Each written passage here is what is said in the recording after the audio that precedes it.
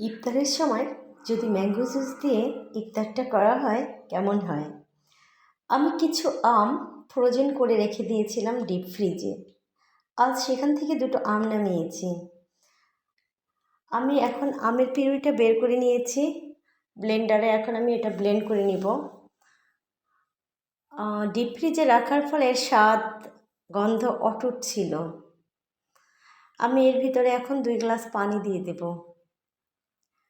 1 কাপের মতো চিনি দিয়ে দিচ্ছি। 1 টেবিল চামচের মতো গুঁড়া দুধ দিয়ে দেব।